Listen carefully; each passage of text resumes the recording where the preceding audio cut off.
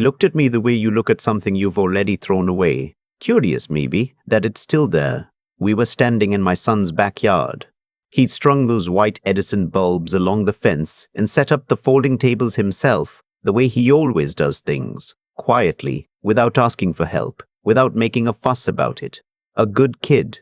Always was. The evening was warm for October, that kind of soft warmth that feels borrowed, like it knows it doesn't belong anymore. My ex-wife was standing near the drink table with her husband, the man she'd left me for, back when I was 61 and thought the worst thing that could happen to me had already happened. She was laughing at something he said, and then she looked over at me, and the laughing didn't stop exactly, but it changed somehow, got smaller, more pointed. Later, when my son was inside helping his fiance's mother with something in the kitchen, my ex-wife walked over to where I was standing by the fence alone. She had a glass of white wine. She looked good, I'll give her that. She always looked good.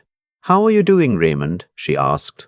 She knew my name was not Raymond. She'd called me Ray for 31 years. She started calling me Raymond about 6 months before she left, when things had already gone cold, and she was putting distance between us the way you caulk a window before winter. "Fine," I said. "Still in that apartment?" I looked at her. "No." She tilted her head a little, smiled. "Where are you living now?" I didn't answer right away. I watched my son come back out the back door, wiping his hands on a dish towel, laughing at something his fiancée's mother had said. He was 32 years old, and he had his mother's eyes and my stubbornness, and he'd turned out better than either of us deserved.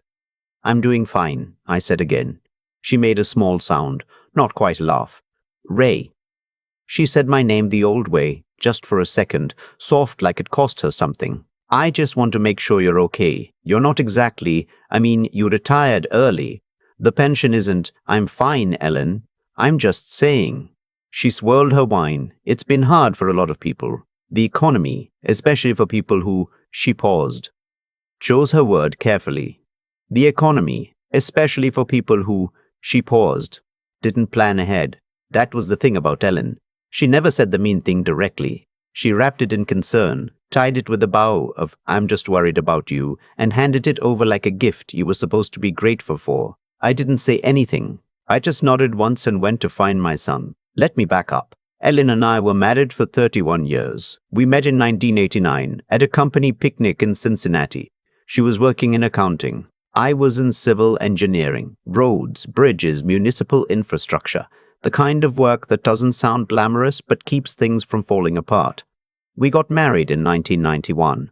Our son, Caleb, was born in 1993. We had a good life, not a flashy one, a solid one, the kind of life that looks ordinary from the outside and feels from the inside like something you built with your own hands. I won't say the marriage was perfect. It wasn't. We grew in different directions the way people do after enough years.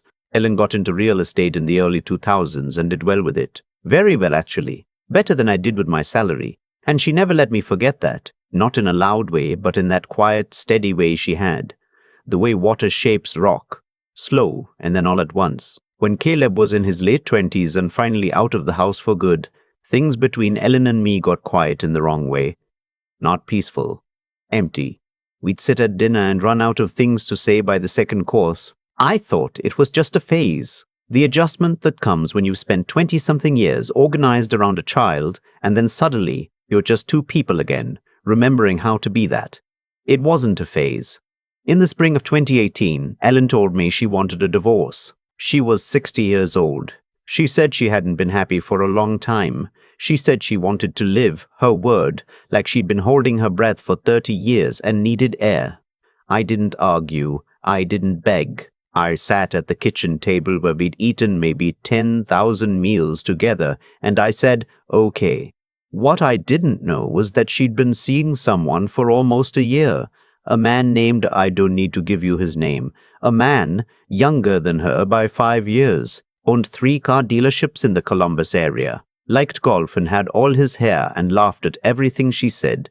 Good for him. I found out about it not from Ellen, but from a friend of mine who'd seen them at a restaurant in February, 4 months before she asked for the divorce. I didn't say anything to Ellen about it. My attorney advised me to document, be patient, let the process work. Here's where the money part gets complicated. and I want to be accurate about this because it matters. Our assets were substantial enough after 31 years that the division was not simple. We had the house, a 4-bedroom colonial in a suburb north of Cincinnati that had appreciated significantly. We had retirement accounts, my pension, her investment portfolio from the real estate years, 2 cars, a small lake property in Michigan we'd bought in 2008. My attorney's estimate was that I was entitled to somewhere between $340,000 and $410,000 in liquid assets, plus the lake property or its equivalent value. What actually happened, Ellen moved quickly. She had a better attorney. By the time my attorney had filed half the discovery paperwork, she'd restructured 2 of her investment accounts in ways that were technically legal, but made them harder to value and harder to divide. I got the lake property, which I'd specifically asked for. I got a settlement that was, according to my attorney, fair given the circumstances, which is attorney speak for not as fair as it should have been, but fighting further would cost you more. I was 62 years old. I was tired. And yes, if I'm being completely honest, part of me just wanted it to be over. What I heard later, through Caleb, through a mutual friend or two, was the story Ellen was telling, that I'd been a passive husband, that I'd let her carry everything. The finances, the real estate decisions, the planning, that without her guidance, without her drive, I'd have been comfortable, her word, but never more than that I didn't really understand money, that I'd be lost without her. She wasn't exactly wrong that she'd been the more financially aggressive one. She wasn't wrong that I'd trusted her with a lot of our financial decisions in the last decade of the marriage. What she was wrong about, what she'd always been a little wrong about, was what I was building on my own. Quietly, without making it a story. I retired at 63, a year after the divorce was finalized. Not because I was pushed out and not because I was lost. Because I'd spent 35 years in civil engineering, the last 12 as a senior project manager for a firm that did state infrastructure contracts, and I had a pension that I knew exactly what it was worth. I had a 401k that I'd maxed out since 1997. I had the lake property. I had 11 months of careful planning. And I had a piece of land in southern Ohio, 40 acres outside a small town called Granville, about 40 minutes east of Columbus, that I'd bought quietly in 2015, without telling Ellen, which I had every legal right to do, because it was purchased with inheritance money from my father, who died that year. My father left me $180,000. I used $95,000 to buy the land. The rest I invested. Ellen knew about the inheritance. She did not know about the land. I want to be clear about why I didn't tell her. It wasn't strategy. It wasn't hiding assets. The inheritance was mine, separate property under Ohio law, and I documented everything correctly. I didn't tell her because by 2015 our marriage was already cooling, and I'd started thinking, just thinking, not planning, not scheming, about what a different kind of life might look like. A quieter life. Land. Maybe a house I designed myself. A project that was mine. After the divorce, I made it my project. I spent 8 months designing the house. Not alone, I worked with a local architect, a woman who'd done sustainable residential design for 20 years and understood what I was asking for. But the concept was mine. I'd spent 35 years designing infrastructure for other people. I knew what I wanted. I wanted something that sat in the landscape instead of sitting on top of it. Wood and stone and glass, 2 stories, with a covered porch that wrapped around 3 sides, and a wall of south-facing windows that would collect winter light. A workshop, a garden, a place where the quiet was a feature, not a symptom.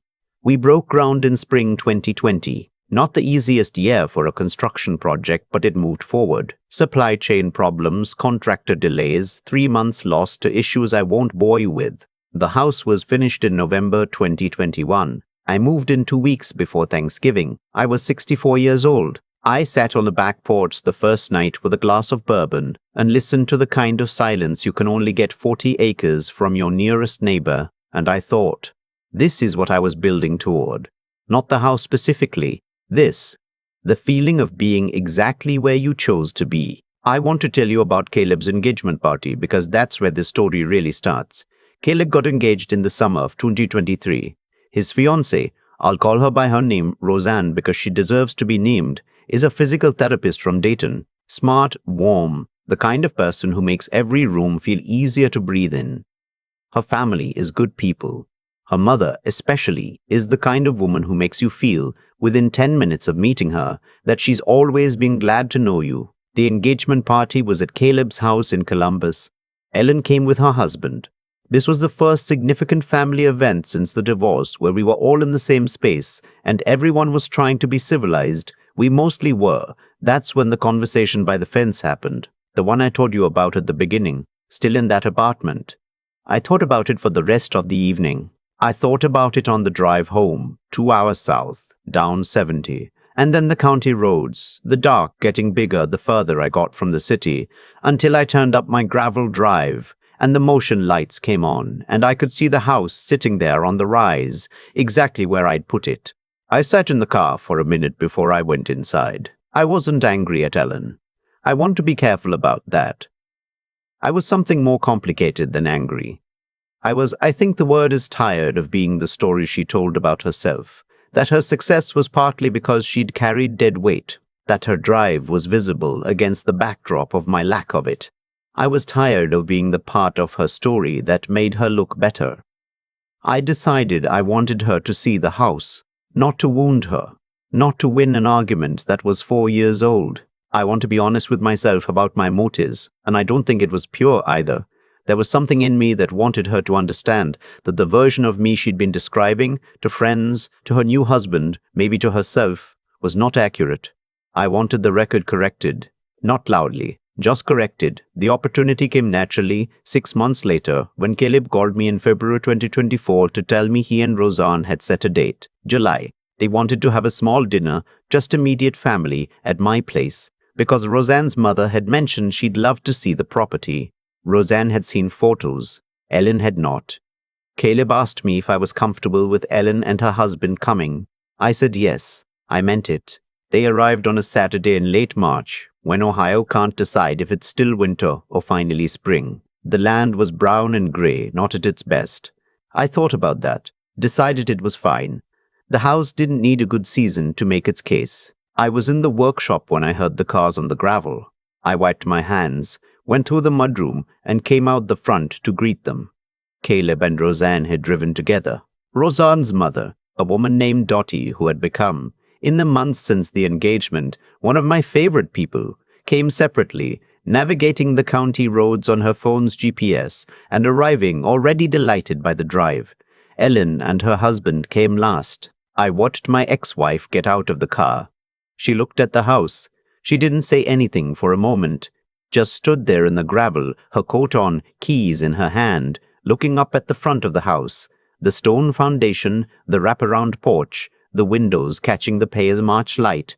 Her husband was saying something to Caleb, laughing about the GPS sending them the wrong way, but Ellen wasn't part of the conversation. She was just looking. "Ray," she said when I came down the porch steps. "Ellen, glad you could make it. Is this?" She stopped, looked at the house again. Looked at me. "This is yours. Built it in 2020 and 2021. She shook her head slowly. Not a no. More like she was trying to recalibrate something. We went inside. I'd made a beef stew in the Dutch oven, my father's recipe which I'd been making since I was a teenager, and there was bread from the bakery in Granville, and Dottie had brought a pie. It was a good table. Ellen moved through the house the way people move through spaces they're trying to understand. She looked at the windows. She ran her hand along the stone countertop in the kitchen. I'd sourced the stone from a quarry in southeastern Ohio, something the architect had found for me. She stood in the doorway of the living room and looked up at the ceiling, the exposed beamwork, the way the afternoon light moved across the floor. At dinner, Dottie asked me to tell her about the design process. I told it plainly. The land purchase, the architect, the construction timeline, the problems we'd solved. I'm an engineer. I like talking about how things are built. At some point, I noticed Ellen had stopped eating. She was watching me talk. Her expression was, I don't have a precise word for it, not remorseful exactly, more like someone recalculating. After dinner, when Caleb and Roseanne were doing dishes and Dottie had gone to find her reading glasses in the car, Ellen and I were alone in the living room for the first time all day. Her husband was on the porch with his phone. She sat in the chair by the window, the good one, the leather one I'd had since before the divorce, one of the few pieces of furniture I'd taken when I left. She looked out at the land for a while. "When did you buy the property?" she asked. 2015. A long pause. I didn't know about that. It was my father's inheritance, separate property. Everything was documented. She nodded. She knew about inheritance law. 30 years in real estate. I wasn't hiding it from you, I said. I just hadn't decided yet what I was going to do with it. She was quiet for a moment. You always did things quietly. I know. I used to think that was a problem. I didn't say anything. She turned from the window and looked at me. I told people. She stopped, stated again. I said some things that weren't entirely fair about you, about why things went the way they went. I know, I said. The version I told, she pressed her lips together. It made me look more capable than I was and made you look more passive than you were. The fire was going in the wood stove I'd installed in the corner. Caleb had started it when he arrived, because Caleb always wants a fire in a room if there's a wood stove and the option exists, which I love about him. Ellen, I said, I'm not interested in relitigating the marriage. I know. What I want, what I needed, maybe, was for you to see this, not to punish you.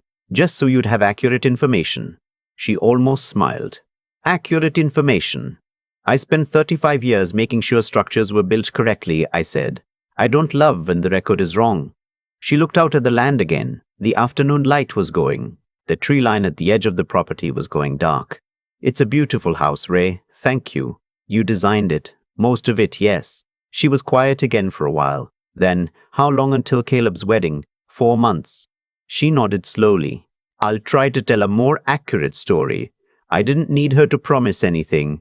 I didn't need an apology exactly, though. There was one in there somewhere, underneath the real estate vocabulary and the careful phrasing. What I needed I had already: this house, this land, the wood stove my son had started without being asked, the sound of Roseanne laughing in the kitchen at something Caleb said that I couldn't quite hear. Her husband came back inside from the porch, stomping his boots at the door, making a comment about how cold it had turned. He was a perfectly fine man, I had decided. He made her happy in ways I hadn't. That was enough. We had pie. Dottie told a story about the first house she'd ever bought, a duplex in Dayton in 1981 that made everyone laugh. Caleb asked me to show his father-in-law to be the workshop after dessert, and we spent 40 minutes out there talking about tools and grain direction and the table I was building for the dining room, which was going to be a wedding gift. When everyone left, I stood on the front porch and watched the headlights disappear down the gravel drive and then out onto the county road. The night was clear and very cold and full of stars. Not the smeared half-light you get in the city. Real stars, the kind that make you feel the distance. I went inside and put another log on the fire. Caleb texted me at 11:37 that night. Roseanne's mom wants to know if she can come back in the summer. She says it's the best house she's ever been in. I texted back, anytime. I sat in the leather chair by the wood stove and finished my bourbon. The house was quiet around me. Not the empty quiet of the apartment in those first 2 years after the divorce. The other kind, the kind that has weight to it, the kind that means something has been settled. I had been told by someone who knew me for 31 years that without her I was nothing. She didn't say it in those words. She said it in smaller words accumulating over time. Comfortable, but not more than that. Passive, didn't really understand. She said it by telling a story where she was the engine and I was cargo. What she didn't know, and what I had never bothered to correct until now, was that I had been building something the whole time, not to prove her wrong. I wasn't 25 years old. I didn't need to prove anything to anyone. I built it because I knew what I wanted, and I had learned, over 35 years of bridges and roads, that the things worth having take a long time to engineer correctly, and they don't announce themselves until they're done. The fire settled. The logs shifted. Outside, 40 acres of southern Ohio were sleeping under a cold March sky, exactly where I'd put them. I've thought a lot about what Ellen said that night at Caleb's engagement party. Not the words exactly, still in that apartment, but the certainty behind them. The way she said it like she already knew the answer, like the story she'd been telling about me had become more real to her than I was. That's the thing about the narratives we build around other people. They're comfortable, they explain the past in a way that makes our own choices look right. And once we've told that story enough times, to friends, to a new husband, maybe to ourselves at 2 in the morning, it stops being a story and starts feeling like fact. I don't hold it against her. I did the same thing in my own way. I told myself for years that I was content, that I didn't need to prove anything, that the quiet life was enough. Some of that was true.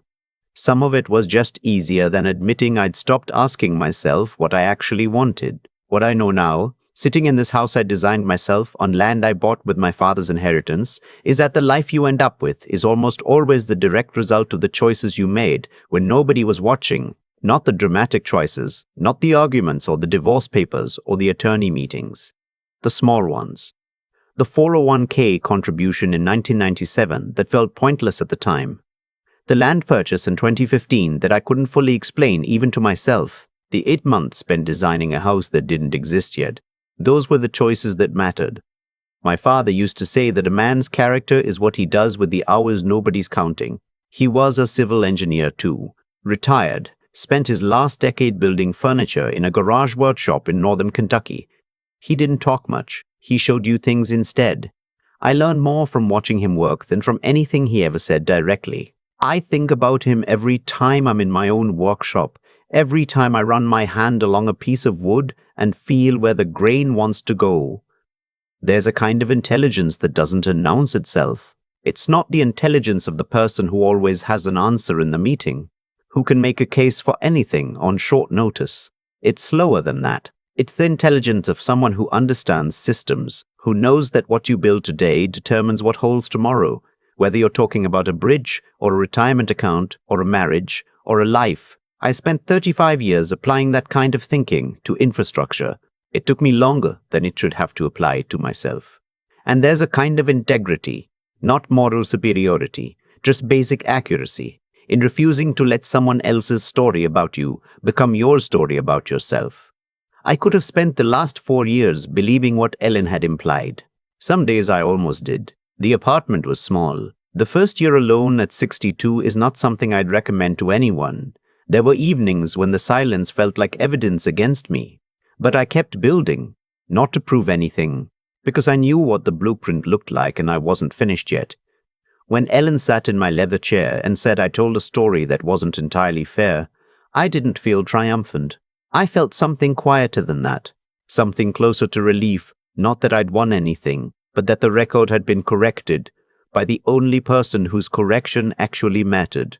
Caleb texted me that night and I sat by the wood stove and read it and thought, this is what all of it was for, not the house, not the land. This, my son, his good woman, a table being built in the workshop that would sit in their dining room for the next 50 years. You don't get that by chasing it. You get it by being, for long enough, exactly who you said you were going to be.